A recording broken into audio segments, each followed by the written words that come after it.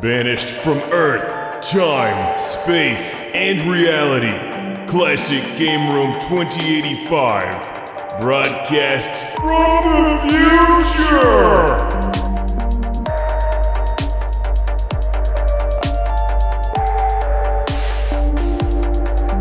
Hi, I'm Edit Station 1. Welcome to the show. Engage Disco! Welcome to Classic Game Room 2085, your favorite video game review show and obsolete technology resource from the future that still has a functioning Atari 5200, so that I can play games like Tempest and review them on this show just for you. Hang on to something, because we're going to take a look at Tempest for the Atari 5200, and we've all heard about the Pioneer Laser Active. It's a Laserdisc player with a built-in Sega Genesis. But have you heard about the Atari Active, which is something I just made up? It's an Atari 2600 that has a built-in record player so that you can play Yars Revenge on vinyl. Okay, the Atari Active thing might not exist, but this actually does. And for the first time in the future, from space, we're going to hear the real story of Yars Revenge as told on vinyl. Wait till you hear the music. It's incredible. This whole thing is incredible. And there's a bunch of these. So, sit back, relax, grab yourself a nice frosty beverage, like an Orange Julius filled with Shasta and rum. Don't knock it until you've tried it. Not that I have, but maybe you will. Yars Revenge on vinyl and Tempest for the Atari 5200. It's going to be a great show, right? Edit Station 1? Probably not. I imagine this will be mediocre at best, but most likely terrible, like usual. Deep in outer space, in the Razak solar system, lives a race of super beings, half man, half fly, known as Yars. What makes them so super, really? When one of their planets is destroyed, the Yars vow to seek revenge against their mortal enemy, the evil Quotile. Fly alongside the Yar warriors as they attack their enemy in a thrilling space battle. Take off for excitement with Atari's Yars Revenge. Songs included Atari theme, which is incredible, Fly Yar Warriors, which is incredible, and Yars Revenge, which is so basically just incredible. This whole thing is incredible, and you want it. Yars Revenge on vinyl. It's good for framing too, like hanging on the wall. Friends come over for a dinner party and they're like, ooh, Yars Revenge. Dope.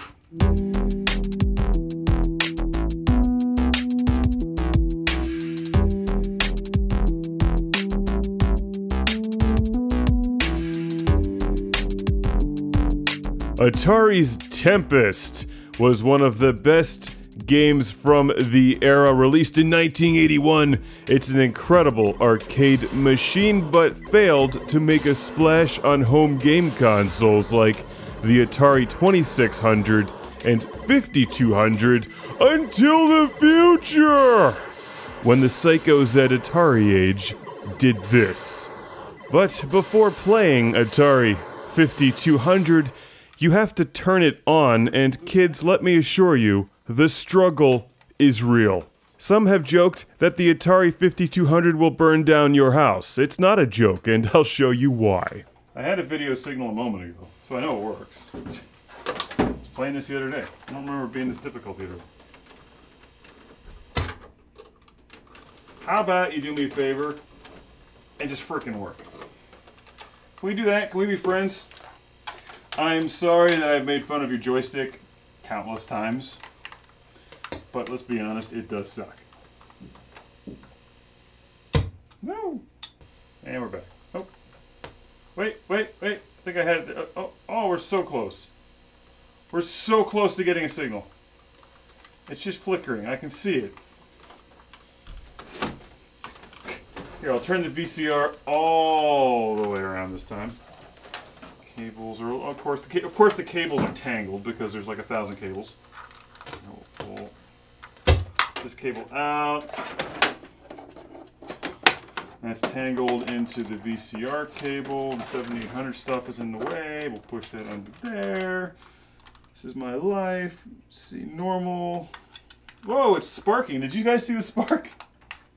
I mean, really, how many game systems do you get to play that spark at you? This is why they'll burn down your space station. Okay, this was working fine last week. Camera's running.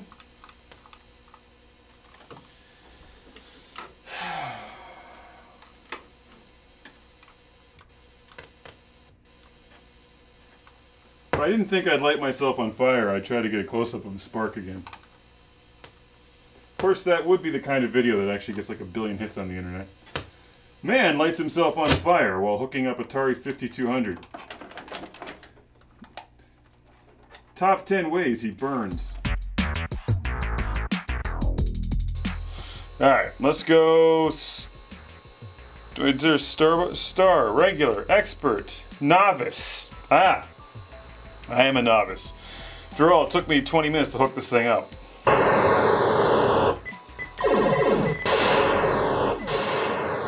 Alright, those of us familiar with the Tempest arcade game know that it's a tough game to recreate on a home game console because of the unique visual style. It's a vector graphics machine like Asteroids or Star Castle and Super Zapper Recharged! Alright. It has a rotary controller like Arkanoid. First thing I like to do is greet all of the alien invaders with copious amounts of laser fire that players use to rotate the little ship around this screen. It's like Gyrus. What do they call this game? A tube shooter?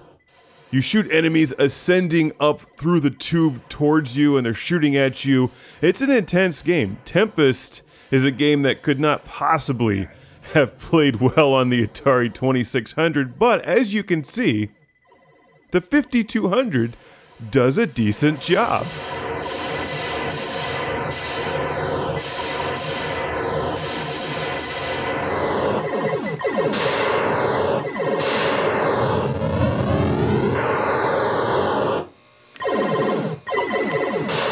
However, those of us who love the 5200, and by love I mean it's a love-hate relationship, those of us who accept the 5200 into our lives, willingly or unwillingly, know that the controller is the weak link, provided you don't burn down your house.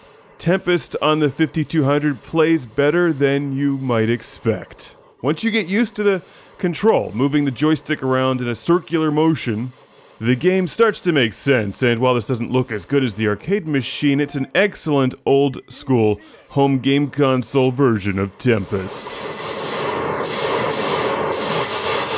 Super Zapper! Engaged!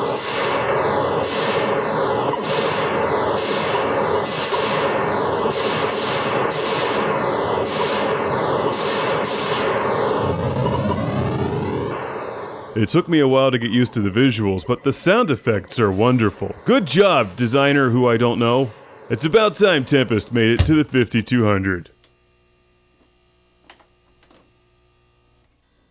If I look at it funny, it shuts off, so everybody have a very serious look on your face, please. Though the game should award you bonus points for turning it on without spontaneously combusting. I'm not sure if you can tell. I think it's jealous of the Atari 7800. And the power supply for the 7800 is, like, of course, tangled back here for some reason. Yeah! Gotta love the sound effects. They're very good in this version of the game.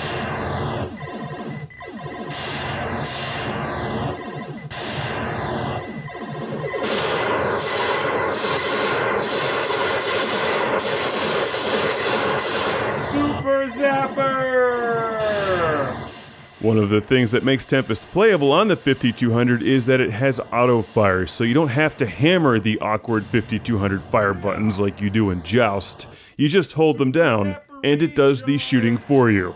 Very nice. Trying to find a way to make this look interesting while still being able to see the game. How's that? And the mushy analog joystick actually works pretty well for this game. It's also compatible with the 5200 trackball. Though it does take some time and practice to get used to the visuals, it's not as sharp and smooth as the arcade machine. It's not vector graphics. Somebody needs to port this to the Vectrex. What? Oh, come on. That's absurd. This time we go straight to level 9 because I'm doing such a good job. Once I finally untangled all the wires and cleaned up the video signal and figured out the controls, I gotta admit I really got into this home console version of Tempest. It's not a replacement for the arcade machine, but for those who like to live dangerously, the arcade machine is not going to light you on fire. The 5200 will, so it adds that extra challenge. Yes, high score.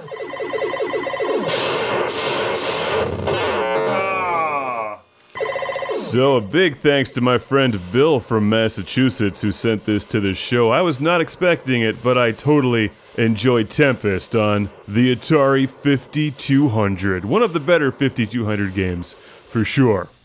Maybe if you think this is Atari, maybe, there we go.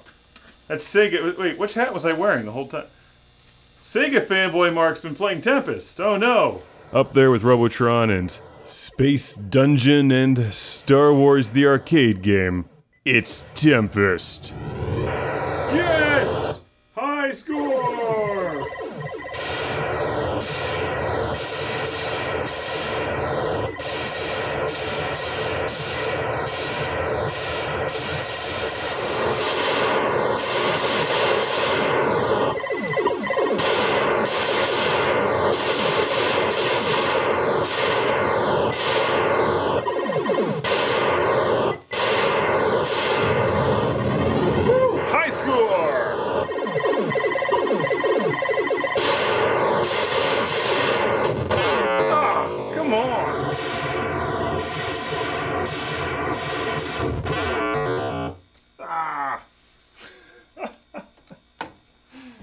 Alright, now you know, and knowing is at least 51% of the battle, 49% of the time.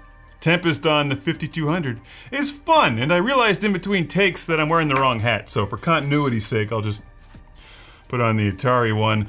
Before we listen to Yars' Revenge on vinyl, for the Atari vinyl review. Is it good? Well, obviously it's good, but you're about to find out how good Atari vinyl is when we spin Yars' Revenge on the Atari 2600 record player add-on.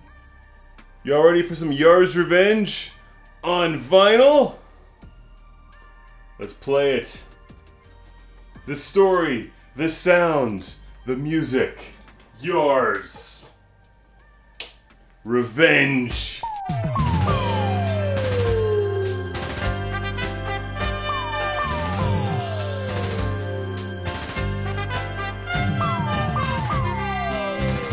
After you're done listening to the music, soon it crashed with a massive explosion. There's a story to listen to. Right here in our own Razak solar system. The story of Yars' Revenge. Sadly, the entire crew was lost in the crash. But there were survivors. The flies.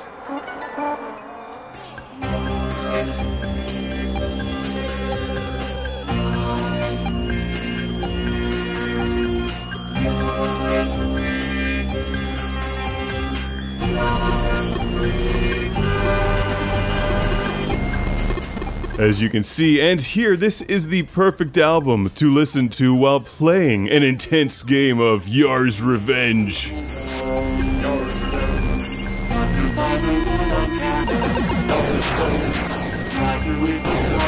grasped his young son's hand.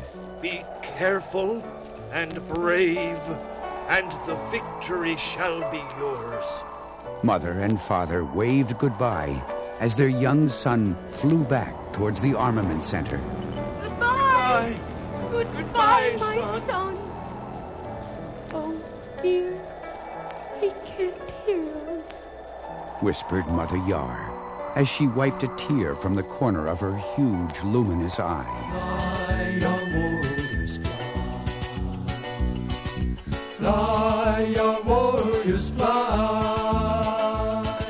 Spread your wings and take off into the morning sky. Fly, young warriors, fly.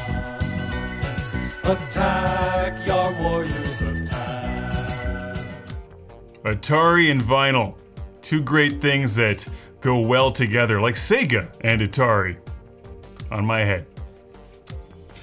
Sometimes I like to be serious when recording Classic Game Room 2085. This is not one of those times. Now is the time when I answer ridiculous viewer Q&A questions from viewers in the past or the future, whenever. I don't know. I'm not sure where they are.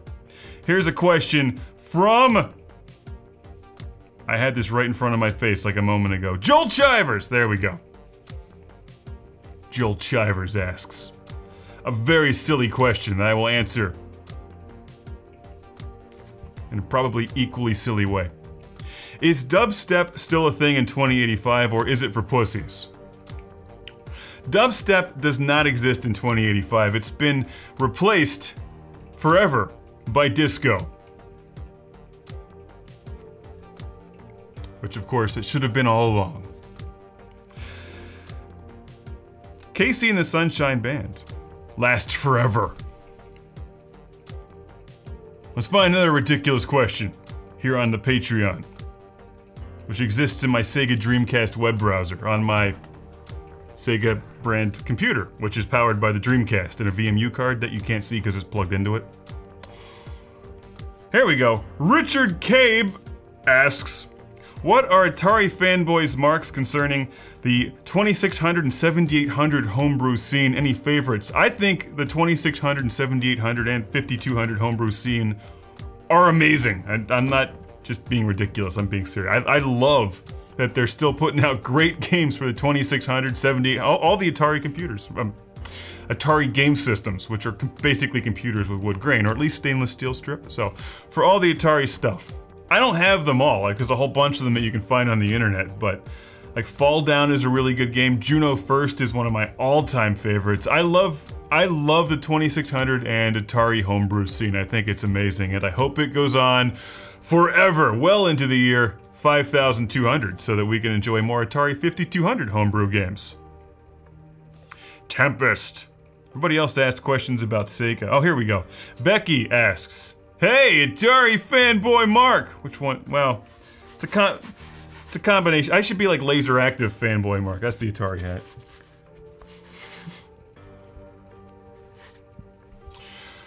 Nintendo has Mario.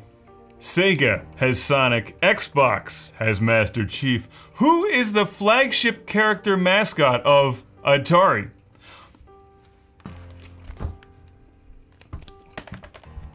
Would the Atari mascot be able to take on other mascots in battle? Somebody in the last show asked about Pitfall Harry, who's also kind of an Atari mascot, even though he's technically Activision. Pitfall Harry in Smash Brothers, like everybody loves Smash Brothers. It's okay, but it would be better with Pitfall Harry. Imagine Smash Brothers with the Yars from Yars Revenge. Like, this is Atari. The Yar. Which, in case you don't know, it's Ray spelled backwards. Ray Kassar. Yars Revenge. The Yars are the official character of Atari 2600. They're from the official character of Atari because they're from Atari. Pac-Man's Namco, Pitfall Harry's Activision. Mario, we don't speak about him on this show, but the Yar is eternal because the Yar is Atari. I hope somebody makes Yars Revenge, a homebrew Yars Revenge on the Genesis someday. That would complete the whole hat thing. Combine the best of Sega and Atari. So get on that in the future, past, somewhere. Make Yars Revenge the sequel, a good sequel, on Sega Genesis.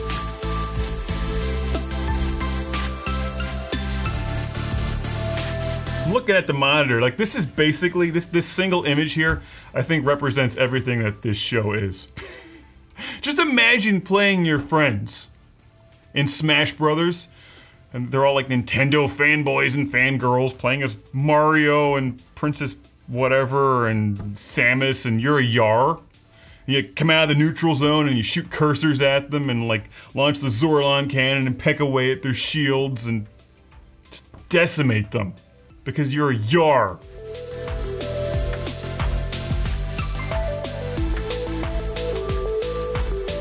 This is a good time to segue into a quick look at the Atari homebrew scene in the future.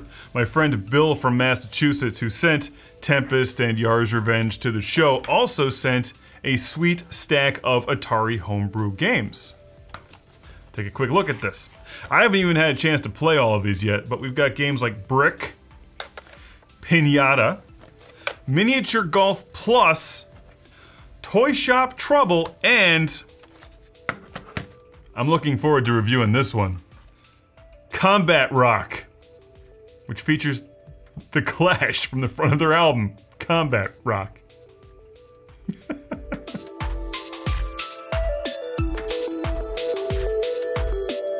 Did you know that Breakout has a story? I didn't know that Breakout has a story. An exciting story that you can read along with the adventure on the album. I love the old read-along adventures. I had a whole bunch of those on cassette. Never had any vinyl ones though. Ooh, these are really nice. And a big thanks to my friend Bill from Massachusetts once again for sending all of this incredible Atari stuff to the show. Perspiration rolled off Chang's forehead as he ordered the missile guidance system to move into place. His breathing was slow and labored as he noticed how low the ship was in oxygen. So the only thing to do is to blow up that cursed line of dots on your Atari 2600. How did they fill up a book with this? Wow! I think these are all going to get their own reviews. We've also got the story of Missile Command. I don't know how Missile Command begins, but we all know how it ends. By putting more quarters into the machine. The story of Asteroids. And another version of the story of Yars' Revenge. A talking storybook. Delightful! Look at those kids holding hands and pointing at the aliens about to kill them. So much Atari. These 45s? 33 1/3. Nope. But they got the big thing in the middle. So I gotta find my adapter to play these. Which I know exactly where that is. I have no clue where that adapter is, but I do know where my full-size Asteroids LP is right here. And I'm going to play this. And rock out to the story of Asteroids. Side 1. Good day to you all! I hope you find some Atari on vinyl. So good.